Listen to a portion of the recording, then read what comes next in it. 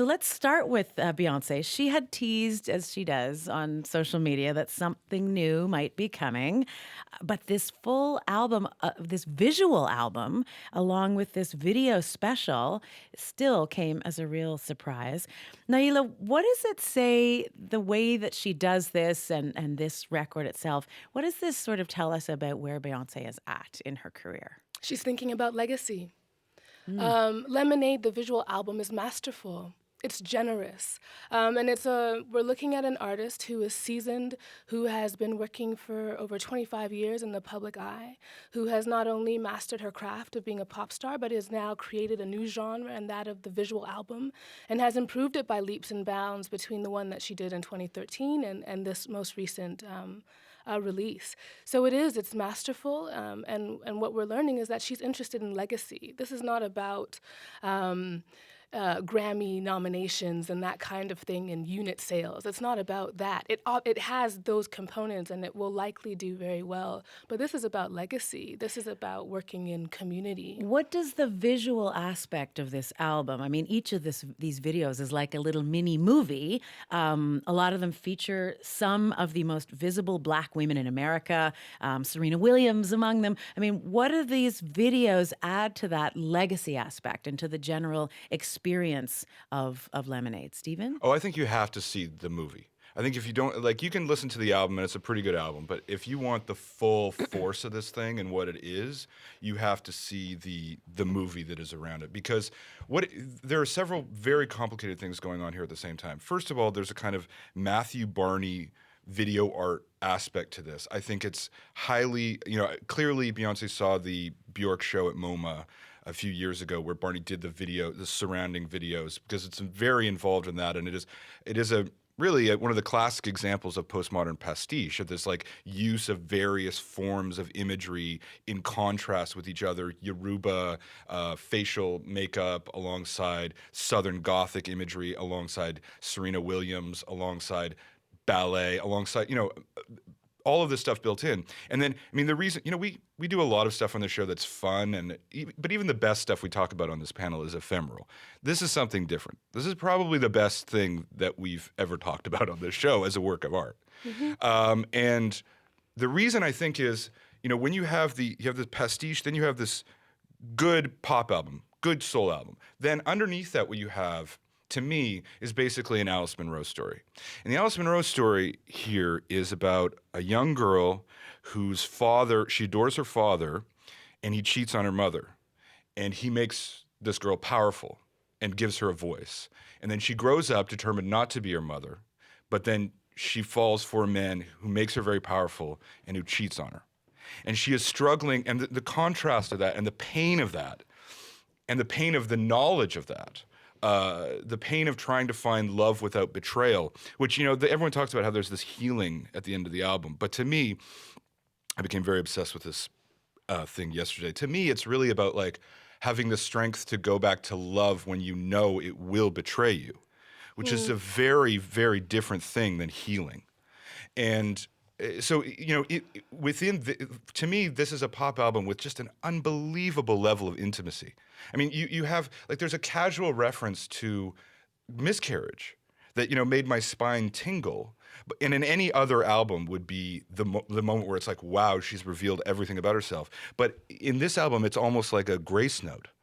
It's so much self-consciousness about pain. But I think we'd be remiss if we didn't say that it's very much Zora Neale Hurston. It's Toni Morrison. It's Alice Walker. Yeah. It's Ntozake Shange. Right? It's rooted in Black African-American cultural production and female cultural production. The kind of mix of spirituality with tied with everyday life, deeply rooted in the political and in a kind of social consciousness. It's Nina Simone. It's Nina Simone, Mississippi Goddamn, is what it is, right? In the sense of it being connected to Black Lives Matter. Absolutely, because I think that it's interesting, because I think that it's both personal, but I think or how I interpret it is that Beyonce is saying that her pain and her experience cannot be separated from the experience of Black women as a whole. And I think that it comes through that the pain is not just the pain of of her particular betrayal, but it's about a generational one, and it's about a broader political and racial one as well. And I think that in in having the poetry of I think her name is pronounced Warsan Shire, in which is sort of an African British poet, Somali British poet. And so I think that what Beyonce is saying is, this is my personal statement, but I cannot be taken. I do not wish to be taken out of my context. I do not wish to be taken. It is a love letter, I think, in so many ways to Black femaleness, I think, is what this is about as well. I want to give listeners a little bit of a sense of some of this real personal aspect of Lemonade, the lyrics and the visuals, referencing, as you've mentioned, You do have marriage, you have to see it. infidelity, and have a quick listen. Hold up, they don't love you like I love you. Slow down, they don't love you like I love you. Back up, they don't love you like I love you. Step down, they don't love you like I love you. Can't you see there's no other man above you? What a wicked way to treat the girl that loves you. Hold up, they don't love you like I love you. Hold down, they don't love you like I love you. So that, it really gives you a sense of that kind of personal, that candor that we're talking about, which is notoriously sort of absent from, Beyonce and Jay-Z, her husband, have always been really private about their personal life. Why do we think that she's pulling back this curtain and revealing this stuff now? She literally burns the house down in this visual album. She has a seance with some women, and then they burn the house down and stand in the hallway while the room is on fire. And that reminds me of Angela Bassett in Waiting to Exhale when she lights the car on fire. And that imagery, I think, and what this visual album does is that it's a continuation of the burning down of patriarchy and of heteronormativity. That's what's, I think, touching Black women transnationally so profoundly about this. There's a burning down of the tropes of Black masculinity. There's a burning down of the notions of what the space that Black women can occupy in domestic, political, public spaces. And that fire and the sweet tea that comes as a result, that sweet lemonade that comes as a result of that fire, is what makes this album, I think, the potential for it to be so great and so meaningful. And that's the legacy work. That's the revisioning of the civil rights movement. That's the way in which the civil rights movement of the 60s and 70s that was all about Black masculinity, and we'll get to the feminine question and the female question at another time. Like, this record says, no, this visual album says, no, we're dealing with that as well. There is no stepping forward in the Black Lives Matter movement or Black people transnationally without a real conversation about the limitations of patriarchy and the ways in which it damages relationships. Yeah. And I think that there's of course, because Beyonce has been very quiet about her personal life, notoriously closed-lipped about it. She was on Vogue once and didn't even give an interview. She's on Elle this month and it doesn't say much at all. But I do think that it underestimates her or misreads her as an artist to say that this is strictly autobiographical. She is, she's calling her straying husband to account, and that's what it is. Because I think that, like a lot of artists, she's pulling from autobiographical material, but I think that she is making a bigger point that there's a fictionalization of her life. I mean, she had a character named Sasha Fierce that she performed and recorded under. So, like a lot of artists, she is saying, yeah, I'm drawing from my life, but she's not a reporter or a documentarian. She's an artist. So she's turning maybe the raw material. So I think sure, read something into it, but I think it would be a mistake to read this as a literal statement of. Well, and it's interesting how many. I disagree with that. Oh, okay, really you better do. get in there. Well, I mean, I just think she's the pastiche and like the her taking from everything. She's always done that, and she's always just done that in every album, really, and. In this album, what's different is that she's just gone way past what other artists have done. So she's doing, Dutch ballerinas, and she's including sports stars, and she's including high art things that she's seen at MoMA, and she's including all of this stuff. But, ultimately, there are a lot of albums out there about the politics of our moment, tons of them. She's made some of the great ones. To me, what distinguishes this, and I'm not denying that that's not all, it is all there. But what distinguishes this is that this is an album about the pain of wanting to living your whole life trying not to be your mother and then ending up as your mother. And that particularity of that agony, tragedy, to me is what, like, that other stuff, it's all true and it's all great. But it's that particular tragedy that she's trying to investigate almost essayistically here that's what's new. That's what's like shockingly different than her previous work or anything else you can even get close to on even great artists beyond her.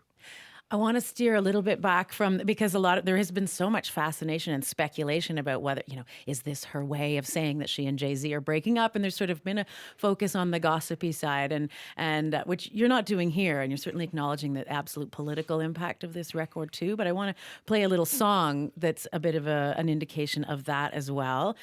This is a collaboration with Kendrick Lamar. Let's listen to just a little bit. And we actually played this on the program yesterday as a first play. This is a song called Freedom. Freedom, freedom, I can't move. Freedom, cut me loose. Yeah. Freedom, freedom, where are you? 'Cause I need freedom too.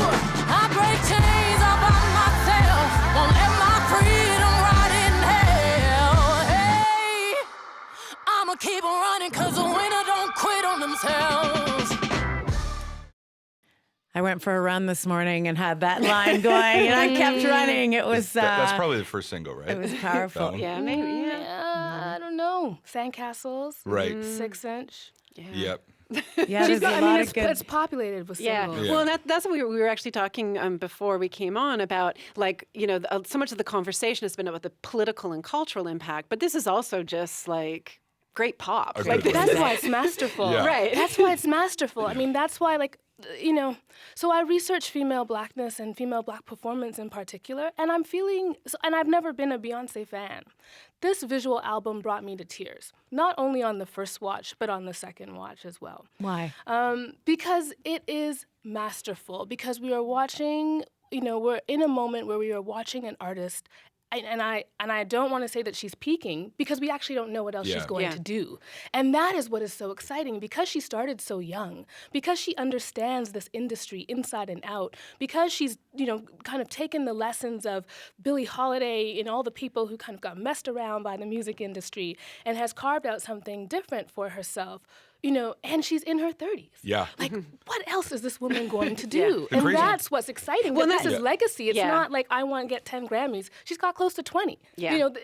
She doesn't care. She's it's true. She's Past graduated that. from the Grammys. And I think that's what, Yeah. to have, like, it was so also powerful for so many reasons to have Serena Williams in the video. But again, like Beyonce, Serena Williams, like, kind of reinvented what was even possible in tennis. Like, it was like she was unmatched. And I think that Beyonce, like, it's true. It's so exciting to think that, unlike an athlete where the body eventually breaks down, an artist career can stretch. Can and so it continue. feels like we've got 30, 40, 50 more years. The crazy thing about this album is that it's as good as everyone says it is. Okay, that's the last word on that's the this thing that's crazy fantastic about it. record. It is actually as good as people everyone And say it's it for is. black women primarily. That is radical and revolutionary, and it's anti-pop. Pop stars don't make music for black women.